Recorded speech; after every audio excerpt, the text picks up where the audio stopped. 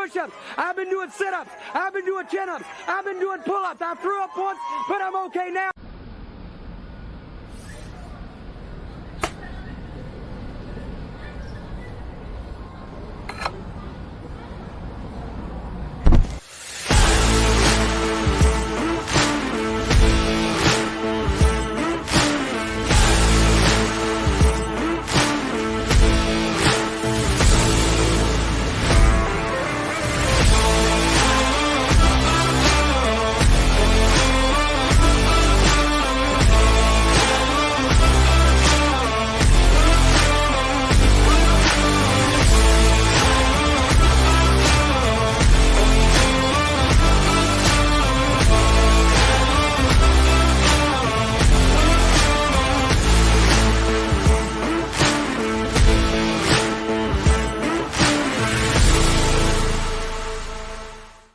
What's up, and welcome to a Tuesday edition of the Ysn Power Hour. I am DJ Yoakley, and I am happy that you're riding shotgun here with us today.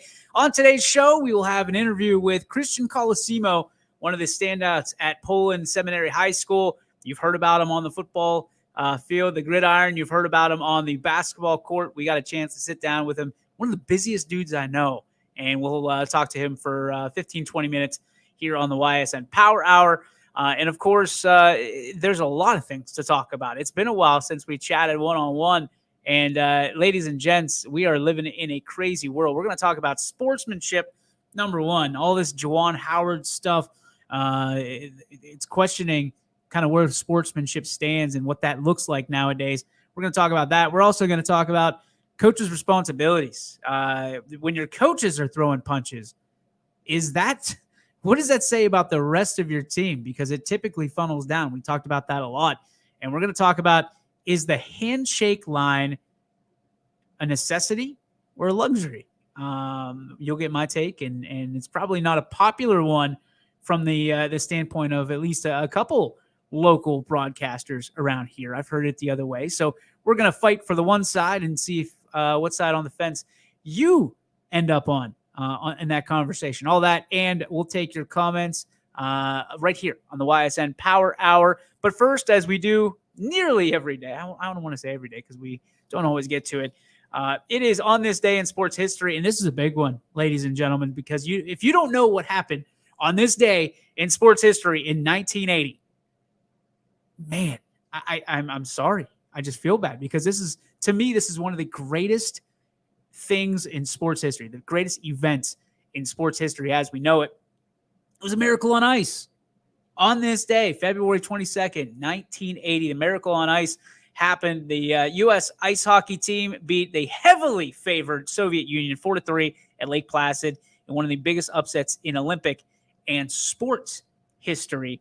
And the Americans would go on to win the gold medal that year and really launch, to me, one of the best movies of all time later on, but one of the greatest broadcasting calls. And forgive me if I'm not giving it enough credit, but Al Michaels to me is one of the GOATs, right? One of the greatest of all time to do what we do, to call games.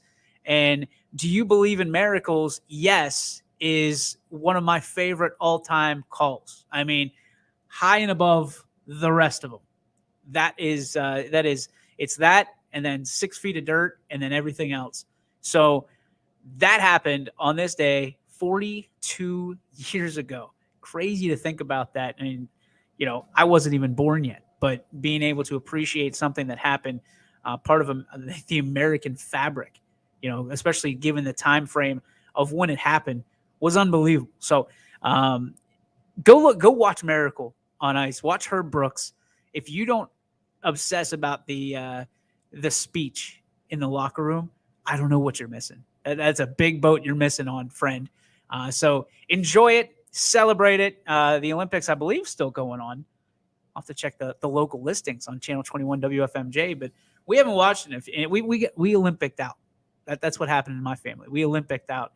My wife loves watching the Olympics late at night, especially like the monobob. I don't know if you guys saw the monobob, but it was very cool. The one-person bobsled, I think that's the route that I would have to take. We had a conversation about it one night right before bed. And the monobob is probably the route I would have to take, because I don't think I could handle 3 other cats in a bobsled with me. One of them driving, one of them's the brake, the other one's I don't know. To be honest, I don't know what the other 2 guys do. Quite honestly, they're just kind of in there for moral support, I think, and to get that first push. So, but watching the monobob, they said it's like 375 pounds at least. Imagine pushing that bad boy down a hill, the ultimate sled riding event, the monobob. So, again, today's show, in just a couple minutes, we'll talk to Christian Colosimo. That we actually pre-recorded. It happened last night because of Christian's schedule. So we'll talk to him. A lot of great stuff coming out of that interview. We'll have to dissect it right after. But we're going to talk sportsmanship. I feel like we're beating a dead horse at some point. But all the stuff that happened with Juwan Howard in Michigan and Wisconsin, and as I understand it, he's only got a 5-game suspension. 5-game suspension. Woody Hayes lost his job for the Ohio State Buckeyes when he punched somebody during a game. After a game, Juwan Howard throws and people are saying it's an open hand. It doesn't. Give my rock. It doesn't matter if it was an open hand. Dude threw a punch. He threw a punch. He's the same guy that wouldn't throw a punch at Chris Webber when he called a timeout and cost them a championship. So we'll talk about that. Again, the coach's responsibilities and all of this. If it was an assistant coach, I get it. A head coach throwing a fist, throwing a hand at somebody, I got to question it. But we had Tom Izzo, the head coach at Michigan State, that had some great comments about everything we're going to talk about. We'll break that down in just a little bit. Without further ado, though, ladies and gentlemen, we had the chance to talk to Christian Colosimo, and here he is. Hi, everybody. DJ Yokley back in the captain's seat for another player profile from the land, Poland, Ohio, and it is Christian Colosimo, one of the guys we've wanted to get to for so long. But CC, you're so busy. So now that things are winding down, the playoffs are amping up, but your playing career winding down. Talk to me about what has been your favorite part of your senior year thus far. To me, to be honest with you, it's got to be like the no COVID experience this year. I mean, like, the rules going down and, allowing people in the stands again, it feels like normal. And, playing in front of all my friends, more family members come out. I mean, it's been super enjoyable this year. And, yeah, I've been loving it. So I'm going to probably say the less COVID strict rules. I know we've talked about this before, but at the end of the day, you guys went through a year and a half or so with limited fans. And then all of a sudden this year, the stands are packed. Your first game against Canfield, one of the biggest games in the area. There was not a seat to be had in the entire place. What was that like for you? Did you get chills again? Oh, in the beginning of the game, just seeing going out to run out, it was crazy. Just so many people there. But once it was tip off, then it was, it was on. I didn't really notice it all, but having a good atmosphere behind you is not a bad thing at all. So I mean, it's more exciting than it is nerve wracking once you start playing. But before the game, for sure. You're a cat that gets locked in. I mean, whether it's on the basketball floor when it's tip off or once kickoff happens, you are locked in. Right. Does anything ever take you off your game? Like, do you ever notice things going on in the stands or the kind of the atmosphere that is being an athlete in high school? Yeah, I'd say during maybe a timeout or something like that. I'm just sitting there looking up wow, this is there's this many people here, it's actually, there's so many more people here than I thought. This is crazy. But then once we get out of it and we start playing again, I kind of forget about it. And it's just, 11 on 11 versus or just 5 on 5. So take me back to football season. You were the guy in the green shirt, and not a lot of people understand what that means to you, what that means to the football team. What is the what does that signify, and why were you so proud to wear that green shirt every day? So there was a player back in the day, and he experienced extreme tragedy, which caused a death through a car accident. And ever since then, because he was wearing a green shirt when it passed away, so, and he was the same as me, linebacker, fullback, whatever. And so everyone now, there's a special defensive player, that senior that gets it or whatever. And it just exemplifies hard work, just being the captain and whatever on the D. And so every game, every senior, the senior linebacker would wear it. So I mean, it's just to embrace a great legacy and to continue on something, special about it. So. Is that voted by the team or Yeah, who yeah. hands that down? The team votes like the green shirt, So I like it. And you went out I love the pictures of seeing the green shirt. Didn't understand it till your dad kind of walked me through it. yeah, But, to have that honor and the season you guys had, which, listen, when you're dealing with Poland, when you're dealing with you guys in that locker room, anything short of a state title is something you guys don't like to hear. right, yeah. But all in all, pretty successful season when you have the season like you did. Talk to me about what you left behind for your legacy in football. I hope that I left that that I hope I left that I'm like, hard work is a huge role playing like as you grow up through your high school years, and I hope that I learned that I made everyone know how competitive I was and how willing I wanted to win, how bad I wanted to win at all times. So, I hope that I brought that competitive nature up to a new level for the guys that are coming up because, they got a tough schedule next year. So, it ain't going to be easy for them. So, I hope, they're willing to work hard this offseason, get that competitive nature going and, hopefully go out next year and do great things. You know what I loved more about than anything? We see a lot of film, right? We have access to a lot of other film. And watching almost seemingly every Poland game on defense, they saw 11. The offense saw 11. They ran the other way. Mm-hmm. It was if you were lined up on the right, they were running left and vice versa. To be an impact player like that, not to be able to line up as many stats as you want necessarily. It's almost like a TJ Watt type player because they're building their offense based on where you're at on the football field. What does that feel like to be that guy and not to be able, sometimes helpless because you're being singled out? Well, the point is though about that is that I never really did feel helpless because I had a bunch of group of guys with me, especially my senior class, because we were senior heavy this year on the defensive side of the ball. Sure. So I had a really good group, to back me up and, to always be in the right spot at the right time, make things actually easier for me some points. But, what I'm saying, when things did go like opposite my way or, didn't like come towards me, make a play as me, they're always there to have my back. So, it wasn't that bad. That is a great response, man. I love that. You're always a team first guy. And I think that's what speaks to you and your entire family. You're always thinking about others first. So when you finally walked off that last time, did it sink in that could be the last time you ever lace up the boots?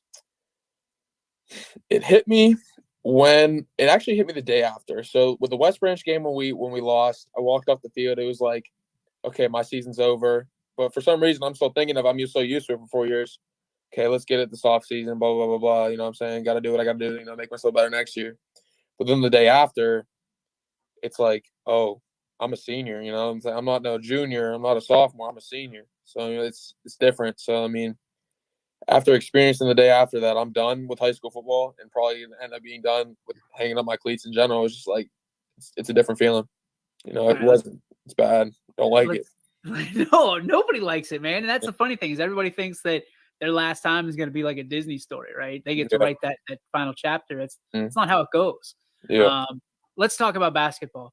You are the how do I put this without certainly don't want to offend you because you'll beat me up, but you are built unlike any basketball player I've ever seen in my life. For sure.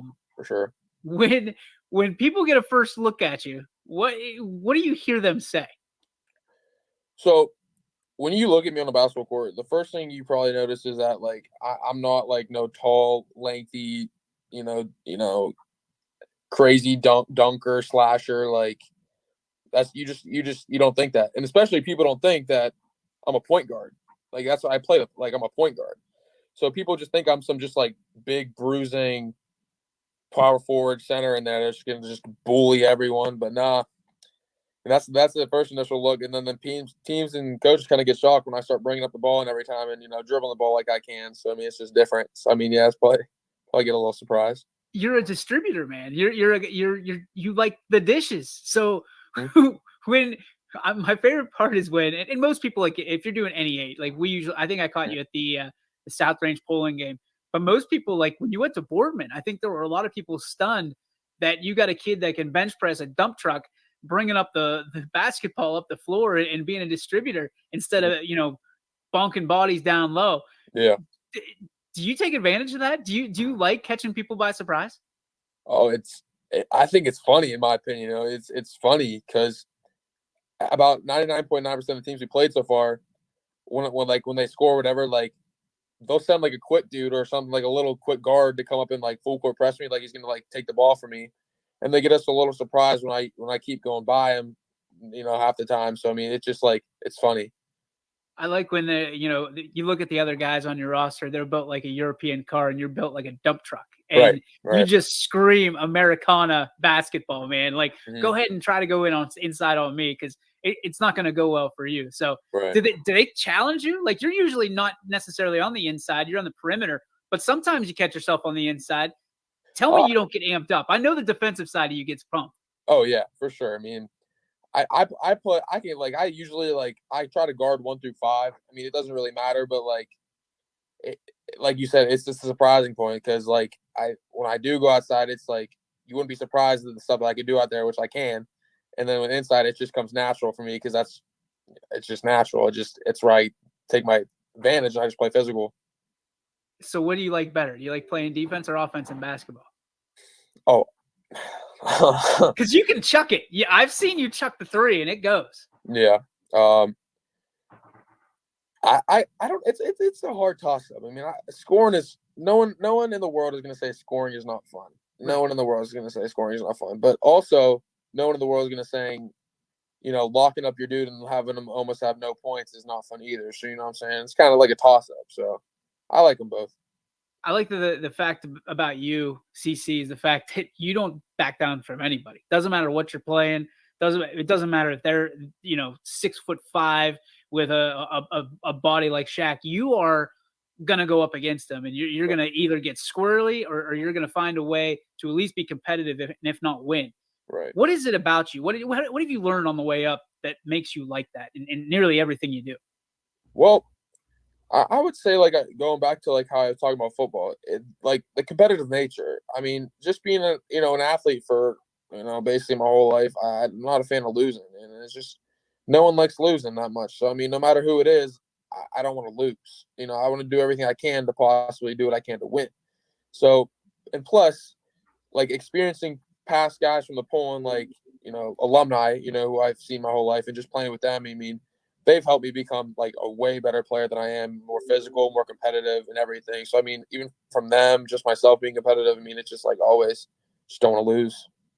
Is there anybody along the way during your high school career that really put their arm around you and said, hey, took you kind of under their wing and said, this is how you do things. This is how you rule the roost? Well, when I walked in as a freshman, I mean, there's multiple guys. I mean, you got there's always, Zach, Zach Ellis, the Alex Feliciano, all them guys, that senior class. I mean, they look at them. I mean, unfortunately, I wasn't there to experience as a sophomore what they did, but those are one of the most physical guys I know, and they were always so competitive, and they were so undersized, but they were all brute strength, and were so strong, and were competitive and willing to win. And obviously, that was something good because you don't see week 14 every season. You don't, not at all.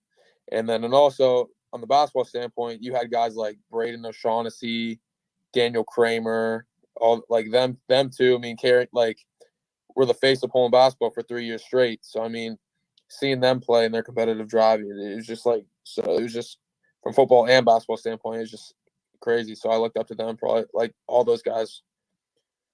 So what about guys that you're looking at? I mean, you're looking at freshmen and sophomore on the way up, guys that you're breaking the huddle with, breaking bread with, on Thursday nights during your team feeds. Who is it that you see coming up from the Poland standpoint that you really want everybody to keep an eye on because they kind of resemble that number 11 on the football field or what you do on the basketball court? So a couple guys that I've seen that have really that I'm expecting to have a really good season next year for a football standpoint. I'm thinking Bryce Behringer. I think he's going to have a really successful football season. I mean, he started running back for us as a sophomore. Had a phenomenal season. Another one got to be Cole Fulton, probably. I mean, he's super athletic, so I mean, I feel like he's going to do damage this year as a junior. I say basketball-wise, I mean, you got guys like JP Genova, who's played varsity basketball since he was a freshman. Probably Bryce again there too. Cole Fulton again. Luke Generalovic coming up. He plays for us now. Noah Huda plays for us now. So I mean, the senior class next year is definitely not a worry. So I feel like they're going to lead all the young guys in the right direction. So, I mean, I think they're going to be successful for sure. Are there guys that you kind of wind up rooting for? You know what I mean? Not necessarily they're going to see a lot of playing time, but you're a natural leader when it comes down to it. You're a guy that sees that and sees the heart of some of your teammates. Is there anybody that you look at right now and you're thinking to yourself, man, I don't know what's going to happen, but I am rooting for you and I'm going to watch you the next few years? One guy got to be that who's been putting incredible work, and he's coming up and he's on the coming. He's working super hard. Is one of the guys got to go, Alex Stefik. He right now is a sophomore. He's in Cole Fulton's grade, a sophomore, and he's been like just working out with me and stuff like that. And I've been seeing him at the gym and trying to get better every day. So I mean, I'm really rooting for him because he's been putting in so much work recently. Him and another kid named Jay Mason for sure. They've been putting in he's another sophomore. I mean, them two have been putting in work like crazy, and I'm really hoping to see them get on the field this year. Christian, one of the things that we've been doing over the last few years is watching you progress just as an individual, as a young man, and as an athlete and a student athlete. It sounds like you've hung up the cleats. You're probably going to hang up the sneakers at the end of the year and just focus on being a student, getting some of those nights back that you missed with all the sacrifice that you put in the weight room and on the football field and on the basketball court. What are you most looking forward to over the next few months, where you walk across the stage, grab a piece of paper that you worked your tail off for, and move on to the next chapter of your life? What are you looking forward to? To be honest, I'm probably most looking forward to is actually seeing what I'm gonna do with my life, because it's not like I said before. I mean, I can't go back next year and treat it like an off season where it's like I'm just lifting. So I mean, I'm really curious to see what next step I'm going to take and where I'm going to lead to. So I mean, it's just probably my next decision. I mean, whatever I want to do is, I gotta, I stick with it for a little bit, because it's not like I'm going to practice next year. I'm doing something, that could possibly be something that I'm doing for the rest of my life. So I mean, it's time to dial in and get serious with it. So I mean, for sure, my next decision.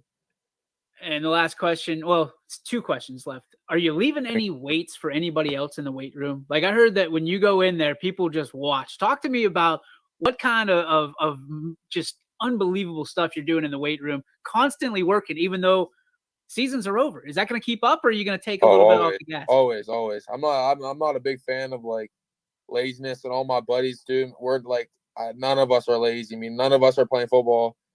I think Jack is, but other than that, I mean, all of us are busting. We're going crazy in the gym. We're all working extremely hard. So I mean, I'm definitely not one to sit down and just become lazy just because I'm going to college and not doing anything. So I'm gonna for sure keep that going, for sure, no doubt. All right, and the last question I got to ask you, because you come from unbelievable parents. Talk about them for a minute, and how much it's meant for you to have their support through this entire thing. And you get it from every corner, man. You are so well loved in your family. Right. So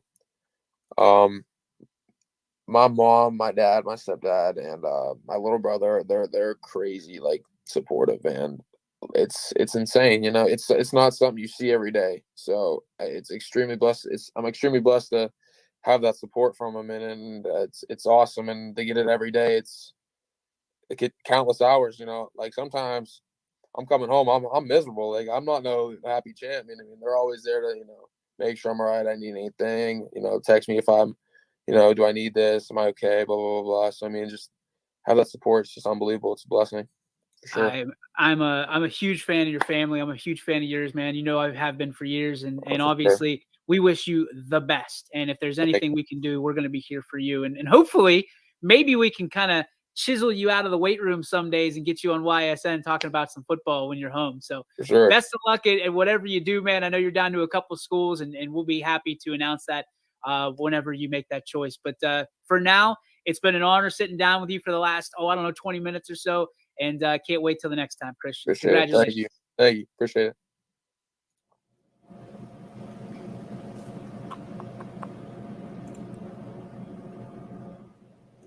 So there he was, Christian Colosimo.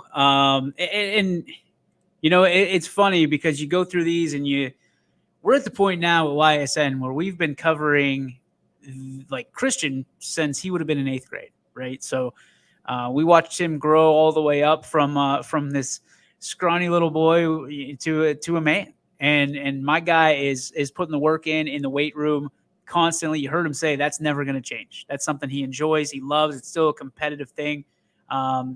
It's hard for these student athletes to walk away from a game. And I know that it's hard for parents to see their kids walk away from sports from high school to college. But sometimes with all the sacrifices that these student athletes make, sometimes they just want to walk away and say, I want to be a student. I want to enjoy, the time that I'm putting in. I want to focus on my studies, and you turn that page.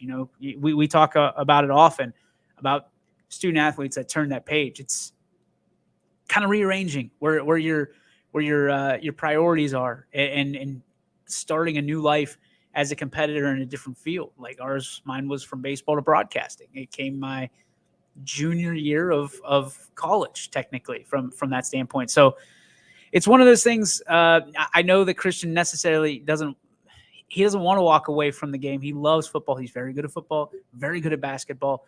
But it's one of those things where he just goes, listen, I'm not going to force it. It's not something that he's willing to force and I know he's willing to prove himself. That's never been a problem, but he's not going to force himself onto to a team that doesn't necessarily appreciate what they have in him. So good for him. And it shows too, just how challenging today's climate is in the recruitment process, as well as the transfer portal and things of that nature. We've talked about that endless, but this is just another perfect example of a young man who got kind of washed up into the abyss because of what the climate is, and the recruitment process as it is. So best of luck to Christian. Appreciate him sitting down with us, last night and then obviously running on our show today.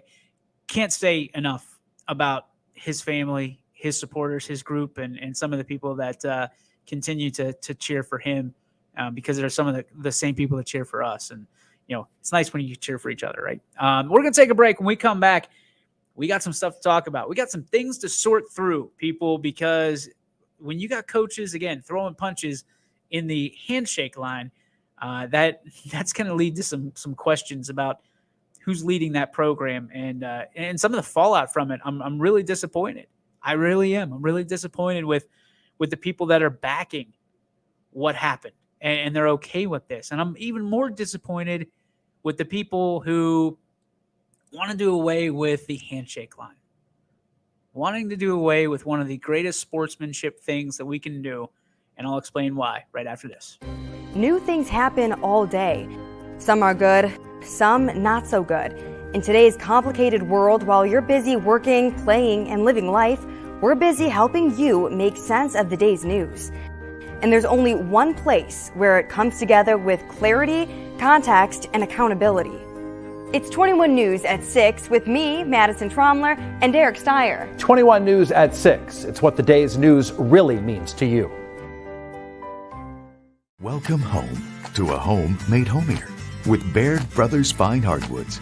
Inspiration starts at BairdBrothers.com and is turned into reality when high-quality hardwoods are delivered right to your home.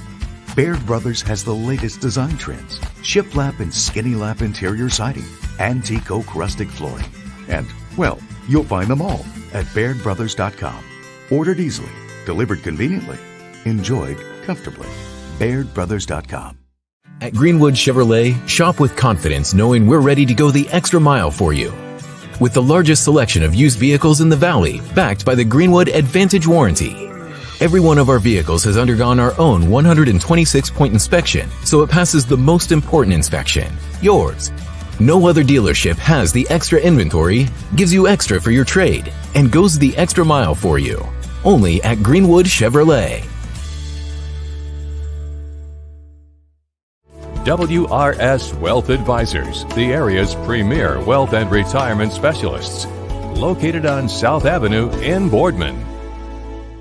Quality, customer service, and integrity. Those are the four words that have driven our success since 1957 at Joe Dickey Electric. Joe Dickey Electric is one Mahoning Valley landmark business that stays current with the requirements of our customers. Family owned and managed, we are an electrical contractor and energy solutions provider. every member of our team adds to his or her skill set through ongoing training. Residential, commercial, industrial, automotive, and more. We keep ahead of the needs of our customers with a fleet of more than 50 vehicles and 24/7 emergency service, so you're never left in the dark. It means the world to me to know that what we're doing is impacting people. And whether it's simply, I got to watch my son or daughter when I was out of town, or we just love watching YSN, we love what you do for our son or daughter. So whenever someone says thank you or someone is appreciative of what we're doing, it tells me everyone at YSN is doing what we initially set out to do, which is shine a light on these athletes and help them kind of promote themselves. My name is Anthony Hartwig, and my sports network is your sports network. My sports network is also your sports network. DJ Oakley with you here on the YSN Power Hour. We heard from Christian Colosimo, a great interview there. You can find it on ysnlive.com right now if you want to go back and rerun that one and listen to one of the area's top talents, both on and off the floor and on and off the gridiron. All right.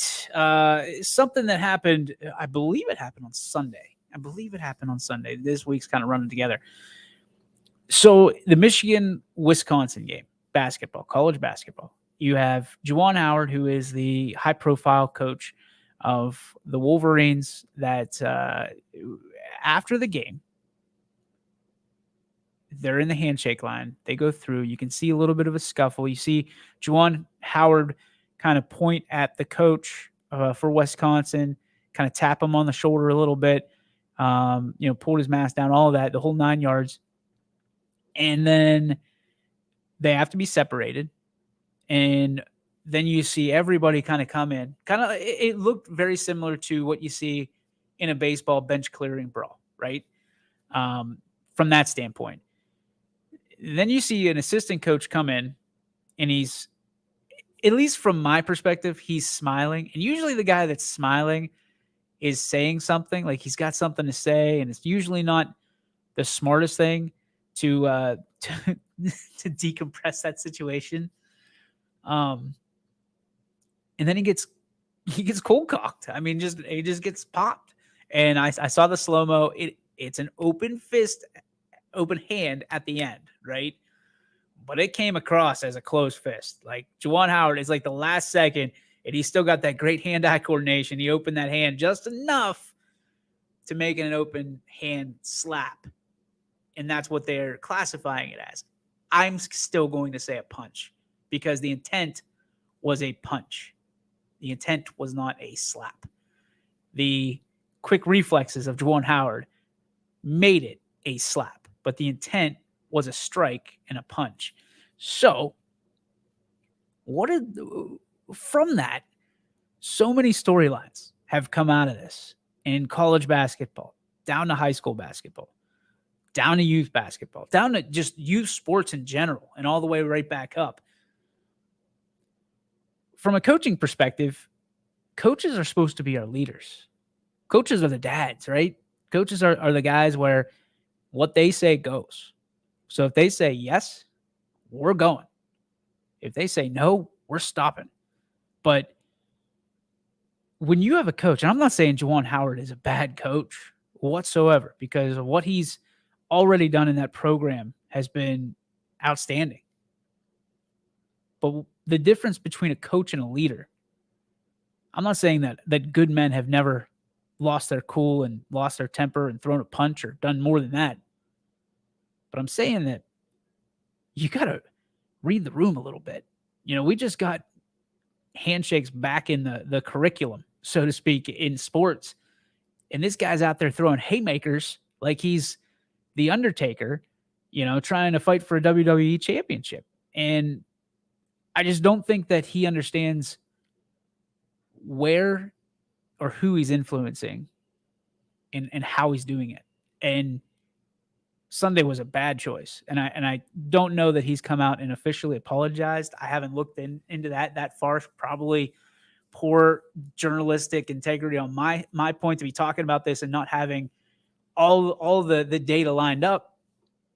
But that's journalism nowadays, right? We don't need all the facts, just the ones we want to promote. But at the end of the day, it's Juwan Howard throwing a punch, and you've got, what is there on a bench? 15, I think. 15 of the guys that you've recruited, 15 of the guys that you sat in their homes with their parents or their guardians, and you've told them that their son is going to get a great education, great training, and is safe under your watch. And you put them in harm's way with punching another coach from the other team. And we saw little fights break out. We saw little fires start off of the main one. So from my perspective, when something like that happens, a coach has to look themselves in the mirror. And we talk about accountability all the time. And there's Chris Ziegler. Here, let's pull this up real quick. Holding someone accountable has become the crime in this country. Absolutely love Tom Izzo's take. He's 1,000% correct. Getting rid of the handshake just avoids the problem. Agreed. We're going to get to that in just a minute. Juwan Howard, to my knowledge, has not taken any responsibility or accountability for this. It was, well, did you see what he did? The he said, she said game has, I don't know about you, but the he said, she said game has never worked out well for me. Never. Never, never, never. The second guy always gets caught. And listen, if you call a timeout and you're up, I think it was like 11 at the 10-second mark. I'm talking about the Wisconsin coach. He had it all planned out. What he was going to do, what he was going to say in that press conference after. Now, whether it's lip service, we'll never know. Or if he's just rubbing it in with, 10 seconds left to say, hey, Michigan, bleep you, because we're playing Big Ten basketball here. It's interesting to me that from that, because Michigan's had some big wins, and they've had some wins that weren't necessarily pretty and weren't necessarily sportsmanlike, and it happens all the time. But the reality is you better be able to eat the crow if you're going to serve it up, right? If you're going to do all that talking and all that walking, you better be able to take it the other way. You better be able to eat and reap what you sow. Because I have a hard time believing that with some of the coaches, and I don't believe that anybody ever did that to Pat Summitt. Bobby Knight's probably a different story. But if a coach is well respected in the community, you're not going to see that stuff. And I think Juwan Howard's bitten off a little bit more than he can chew some days. And coaches can do that. Coaches can get caught up in their own headlines, their own press clippings. But at the end of the day, Juwan Howard needs to understand that he was a leader. He is a leader. He should never, ever throw a first punch. He shouldn't throw a punch, period. But he should never throw a first punch at someone. Because what could have happened? What happens? We all remember the malice at the palace, right? We all remember that. We live in an era where fans think they're part of the team. And in some cases, they are. What happens if a fan attacks a player? And it all started from that one punch. Actions have consequences. Coaches need to understand that. Heaven forbid somebody pulls a weapon. Heaven forbid somebody, one of your coaches, the 15 kids that you brought in to Michigan or whatever school, ends up hurt. What happens? How do you feel? What's on your heart? How do you lay your head down at night knowing somebody's baby, it just got roughed up because of a dumb decision you made? Coaches need to start thinking about this. And this is not just Juwan Howard. We talked about it last week with running up the score. People's tempers after COVID, and you may or may not agree with me on this. Call me crazy. After COVID, at least for a little bit, we have forgot how to act in public. We don't necessarily care about manners. We don't care. We talk with and just do this guy, right? Because we got so used to punching the keyboard and being a keyboard warrior that nobody is taking the common courtesies anymore of public speaking, of not speaking out of turn, of just turning and walking away. We can't do that anymore. Now it's, you said this, I'm coming right at you. Responsibilities of coaches, folks. Coaches are leaders. Coaches are the daddies or mommies of the family, right? Players aren't allowed to talk back. They shouldn't talk back. Speak their mind, that's fine. But they should never talk back. There's a respect. When a coach acts out like that, you lose the respect. I'm wondering where the recruitment classes from here on out go with Michigan because of acts like that. It's not going to be good. I'm sure it won't take a dive. They're not going to go from a solid program and, top 25 program to not overnight. But I got to believe in today's climate, somebody's mother just watched that or somebody's father just watched that and said, my kid's not going there. My kid's not going to play for somebody like that. And it's not a race thing. It's not a color thing. That's just a general fact. Is my mom would have taken one look at that. My dad would have taken one look at that. And he would have said, we're looking somewhere else. We don't feel comfortable putting you in that environment. And I probably wouldn't have, as an 18-year-old, I probably would have been excited, right? Every 18-year-old wants to fight because they think they're invincible. That's why the 30s and 40s and 50s, you realize there's bad things that can happen in those scuffles. And we're very fortunate that it didn't happen. And you can say what ifs and things of that nature, but we've seen it. We've seen things go sideways real quick. From that, let's talk about Tom Izzo's statement, because from that, and local pundits around here have weighed in on this, that there should not be handshake lines in the first place. There shouldn't be handshake lines because, I'm paraphrasing here, because it's not really true. You're not really truly excited or happy to see the other team win or congratulatory of a team's victory. Who cares? Who the hell cares? Because at the end of the day, folks, at the end of the beginning, the middle, and the end, this is what it looks like. The handshake line is the ultimate sanctity in sportsmanship. Two teams do battle. One comes out victorious. Excuse me, I'm sorry. One comes out victorious, one comes out not.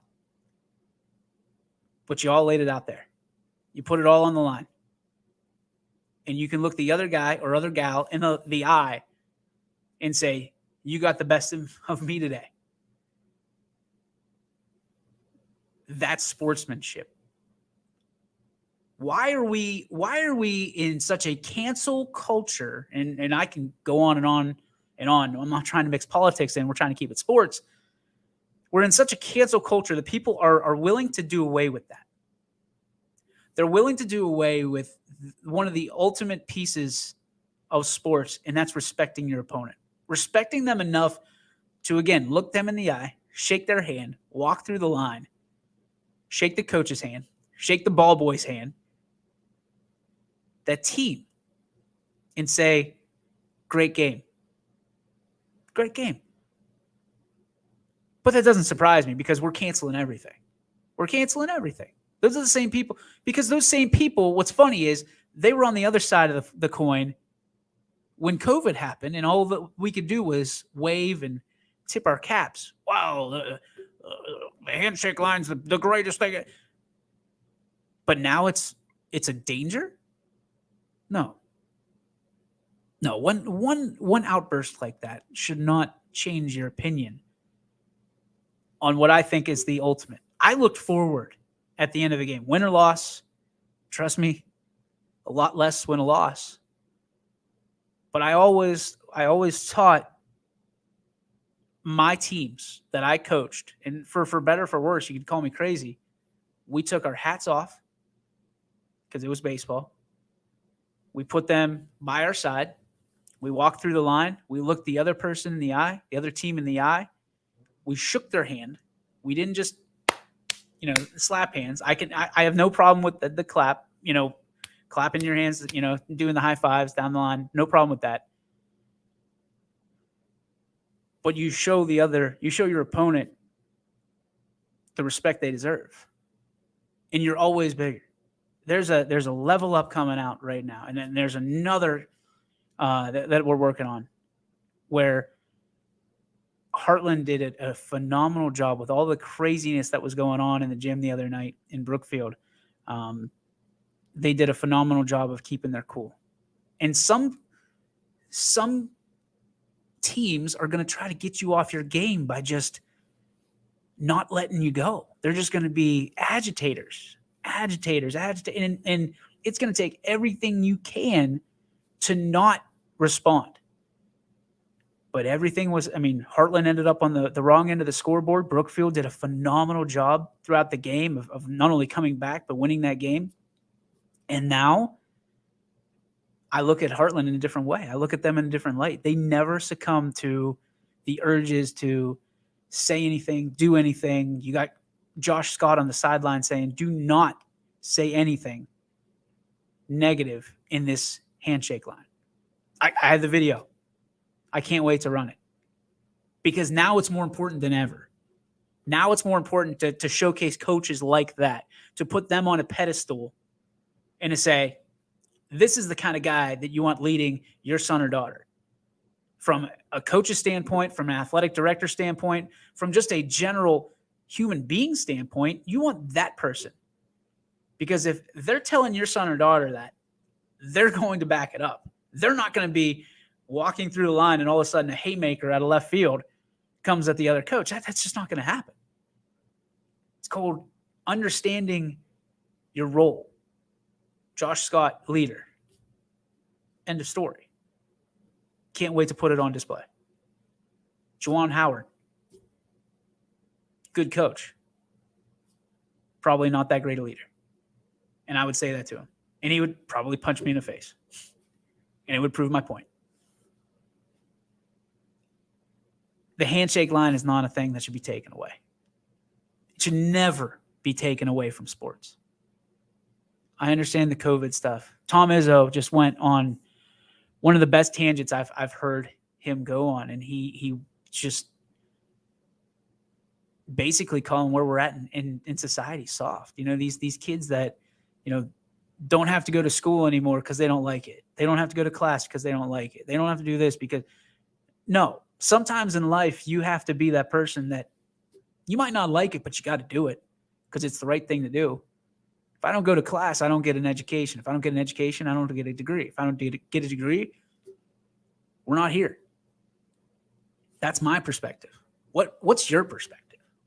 Where are you at?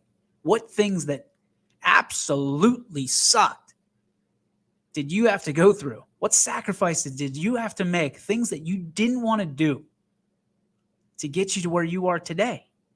And now think of today, and today the kids don't have to do it, or that's what's being suggested. They don't have to do the sacrifices, the chores, right? Let's face it, it's a chore when you didn't have your best game and look somebody else in the eye and say, you got me. Great game. You got me. That sucks. But you understand that sometimes you win, sometimes you learn. And it sucks for them just as much when they're on the other side of that coin and they got to look you in the eye and realize you got the better of them that day. Some people only want to be cherished whenever they're winning. They only want attention when they're winning. When they're losing, they don't want anything to do with it. We get that a lot, especially in the sports world. Don't show that game. Yeah, we're going to lose. Don't show that game. That's the worst. Don't show that game. Win or learn. Perfect. Win or learn. Nobody wants to be caught up in the limelight of a bad light. Nobody wants to be seen when they're not all dolled up and looking great and feeling great. Nobody wants that. Nobody wants the attention when they're losing. One of the toughest things to do. I announced a game this weekend. It was Salem and Girard. The toughest thing to do is know that you can't do anything to help your cause. Sehan Dede, one of my new favorite players, right, on Girard. Watching her play and knowing that Salem was just better that day. And Girard, in the fourth quarter, they realized that. There was no foul play. There was no anything like that. The seniors went off for Salem, and then the seniors came off for Girard. And watching, Sehan Dede on that sideline, it hurt deep inside because you feel powerless, right? You feel like you don't have any help. You can't help anybody. It's not a pretty look, right? It's not the best feeling in the world. She stood up after the game. She congratulated every person on that other sideline, coaches included. She walked out with her head held high, as she should have. One game does not define us. One game does not define her or that program at Girard, which is doing a phenomenal job. And guess what? There was nothing. Girard did what they were supposed to do, right? They lost with class. Quote from John Cena, my guy, right? It doesn't matter what you do when you're winning. It matters what happens when you're losing. That's how you show your true character. And that's who you really are. So if you're not a good loser, let's put 2 and 2 together, right? And I'm not saying you got to be a great loser. I'm not saying you got to go out and sit there and be a chip off the old block when you lose. But if you leave it out there and you end up on the wrong side of the scoreboard, by golly, tip your cap or whatever. Girard did it with class, as they do most things. I'm sorry to see this happen at the college ranks. I really am sorry to see it happen. I'm really sorry to have people that think that taking away handshakes is going to take away anything. It's if anything, it's only going to create a bigger monster from a standpoint of people will get more creative in how to do what they want to do. To me, I better keep my you-know-what in check all game because I still got to look that guy or that coach in the eye at the end of the ball game. If you don't have to do that, whoa, the stuff you can get away with and say, no, not if you got to shake their hand. Not if you got to shake their hand. If you shake their hand at the end of the game and you said something or did something that wasn't kosher cool, you're going to hear about it. Or you should. You're not going to get punched.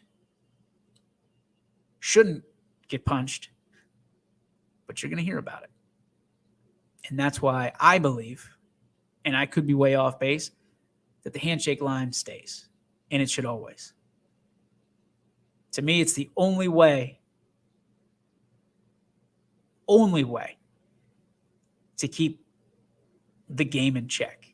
Because if I know at the end of the game, I have to look that person dead in the eye and say, congratulations, good game, whatever it may be, better check it. What could some games look like if you don't have to confront the other? Exactly, Josh. Exactly. Run it up on me. Run it up on me. Beat me by 60, whatever that number is. But I know when that clock hits triple zeros, you got to look me in the face. And you got to tell me the kind of person you are. Congratulate me, laugh, whatever you want to do, smirk, smile, whatever it is. But you got to shake my hand. Enjoy. Because I'm sure I'm going to have a few words to say. Or I'll just congratulate you. Take the high road, right? Never any traffic on that one. Never any traffic on the high road or the extra mile. So that's my 2 cents with this. It's been bothering me. it's been bothering me, and it increasingly bothers me that stuff is I mean, it was on nonstop yesterday on ESPN, on Fox, on name it. Slow news day because the NBA All-Star game. So that was what had headlines. That's what your son or daughter sees. That's what they see. That stuff. And that guy only gets a 5-game suspension. And I say only because that he deserves a whole lot more. Dude shouldn't be allowed back on the bench this year, in my humble opinion. Let's think, if that happened in high school, coach wouldn't be back. Right? Am I wrong on that? If that happened in high school, heaven forbid it happens at a youth game. If it happens in a youth game, dude has no business ever coming back. Because that's assault. That's assault no matter the level. But at a youth game, I mean, the juice box guy throwing a haymaker at another coach based on what? Not enough orange slices at halftime? I don't know. Like, again, I think we need to read the room. And nobody respects youth sports more than I do. Trust me. But when did all of this become about winning and losing? College pros, I get it. I understand. I get it. Their livelihoods are based on winning and losing. But are they really? Are they really? Juwan Howard's not going anywhere. They fought for a 5-game suspension for this dude. He's coming back before March Madness is over. And he'll have all kinds of media, and I'm sure he's going to have some happy horse you-know-what story about, how he sought out. Okay. Got it. Just remember, a guy named Bobby Boucher always told me the chickens will come home in a roost. And they'll always come home to roost. Adversity reveals character. Just remember that. Stay on that high road. That's going to do it for our show today. Appreciate Christian Colosimo swinging by for 15, 20 minutes. Again, you can catch that entire interview on ysnlive.com. It's a picture of Christian coming down the basketball court. So hopefully you had a good listen to it. Hopefully we didn't upset the apple cart too much today, but I'm interested in hearing from you guys tomorrow. Scotty Mincher will be in studio tomorrow. We'll have that guy, and we're going to try to bring in Super Dave. It's been a minute since Super Dave has had a cameo appearance on the Power Hour, so we'll try to bring him in and talk about this stuff. Talk about All-Star Weekend and a whole lot more. We'll talk about the games tonight. And remember, go to ysnlive.com/live for a complete list of games. As a matter of fact, wouldn't be bad if we just gave you that list right now. So let's give it to you. Free. 2 games free tonight. Berkshire and Garfield. Boys basketball. That's covered. Kirtland and Newton Falls. That's free for you. Then we have NDCL versus Struthers. That game tip-off at 6:45.